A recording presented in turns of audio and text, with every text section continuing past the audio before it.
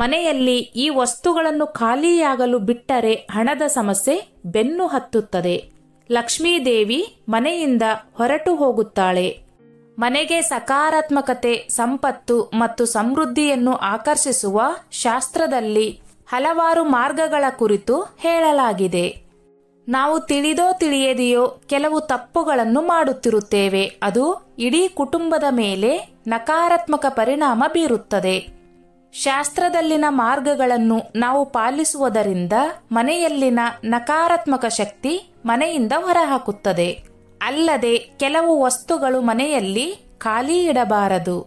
ಮನೆಯಲ್ಲಿ ಇವುಗಳನ್ನು ಖಾಲಿ ಇಡುವುದರಿಂದ ಅದು ಆ ಮನೆಯ ಆರ್ಥಿಕ ಪರಿಸ್ಥಿತಿಯ ಮೇಲೆ ನಕಾರಾತ್ಮಕ ಪರಿಣಾಮ ಬೀರುತ್ತವೆ ಮತ್ತು ಹಣದ ಸಮಸ್ಯೆಯನ್ನು, ದುರಾದೃಷ್ಟವನ್ನು ತರುತ್ತದೆ ಎನ್ನುವ ನಂಬಿಕೆಯಿದೆ.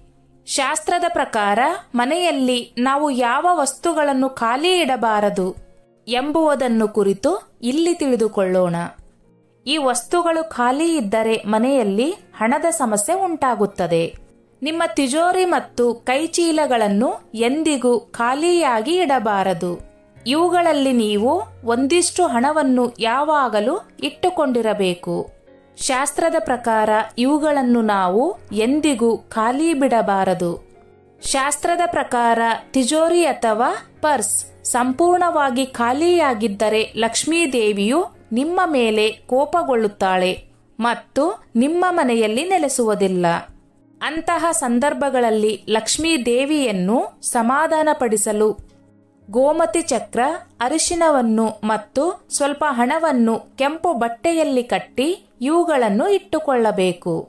ಇದರಿಂದ ಲಕ್ಷ್ಮೀದೇವಿಯು ಸಂತುಷ್ಟಳಾಗುತ್ತಾಳೆ.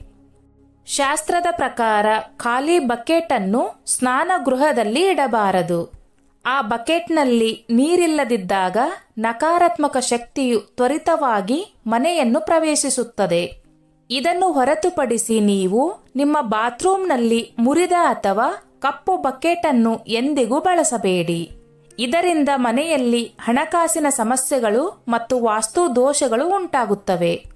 ಮನೆಯ ಅತ್ಯಂತ ಮಹತ್ವದ ಅಂಶವೆಂದರೆ ಅದು ಆ ಮನೆಯ ದೇವರ ಕೋಣೆ. ಶಾಸ್ತ್ರದ ಪ್ರಕಾರ ದೇವರ ಕೋಣೆಯಲ್ಲಿ ಎಂದಿಗೂ ಖಾಲಿ ಕಲಶವನ್ನು ಇಡಬಾರದು. ಕಲಶದಲ್ಲಿ ಸ್ವಲ್ಪ ನೀರನ್ನು ಹಾಕಿಡಿ. ಖಾಲಿ ಕಲಶವನ್ನು ದೇವರ ಕೋಣೆಯಲ್ಲಿ ಇಡುವುದನ್ನು ಅಶುಭವೆಂದು ಪರಿಗಣಿಸಲಾಗುತ್ತದೆ. ನೀರಿನ ಪಾತ್ರೆಯಲ್ಲಿ ಯಾವಾಗಲೂ ಸ್ವಲ್ಪ ನೀರು, ಗಂಗಾಜಲ ಮತ್ತು ತುಳಸಿ ಎಲೆಗಳನ್ನು ಇರಬೇಕು. ಇವುಗಳನ್ನು ನೀವು ದೇವರ ಕೋಣೆಯಲ್ಲಿ ಇಡುವುದರಿಂದ ನಿಮ್ಮ ಕುಟುಂಬದ ಮೇಲೆ ದೇವರ ಅನುಗ್ರಹವಿರುತ್ತದೆ. ಇದರಿಂದ ಮನೆಯಲ್ಲಿ ಸುಖ ಸಮೃದ್ಧಿಯೂ ನೆಲೆಸುತ್ತದೆ. ಅನ್ನಪೂರ್ಣ ದೇವಿಯು ಅಡುಗೆ ಮನೆಯಲ್ಲಿ ಇರಿಸಲಾಗಿರುವ ಧಾನ್ಯದ ಮೇಲೆ ತನ್ನ ಆಶೀರ್ವಾದವನ್ನು ನೀಡಿರುತ್ತಾಳೆ. ಅಡುಗೆ ಮನೆಯಲ್ಲಿ ನಾವು ಧಾನ್ಯಗಳನ್ನು ಹಾಕಿಡುವ ಪಾತ್ರೆಗಳನ್ನು ಖಾಲಿ ಬಿಡಬಾರದು. ಇದರಿಂದ ಮನೆಯಲ್ಲಿ ದುರಾದೃಷ್ಟವು ಉಂಟಾಗುತ್ತದೆ ಎನ್ನುವ ನಂಬಿಕೆಯಿದೆ. ಅಡುಗೆ ಮನೆಯ ಮಸಾಲೆಗಳಲ್ಲಿ ಒಂದಾದ ಅರಿಶಿನವು ಬಹುತೇಕ ಎಲ್ಲದರಲ್ಲೂ ಬಳಸಲಾಗುವ ವಸ್ತುವಾಗಿದೆ. ಮತ್ತೊಂದೆಡೆ ಜ್ಯೋತಿಷ್ಯದ ದೃಷ್ಟಿಕೋನದಿಂದ ನೋಡಿದರೆ ಅರಿಶಿನದ ಸಂಬಂಧವು ಗುರುಗ್ರಹದೊಂದಿಗೆ ಇದೆ ಎಂದು ನಂಬಲಾಗಿದೆ. ನಿಮ್ಮ ಅಡುಗೆ ಮನೆಯಲ್ಲಿ ಅರಿಶಿನ ಖಾಲಿಯಾದರೆ ಅದು ಗುರುದೋಷದಂತೆ.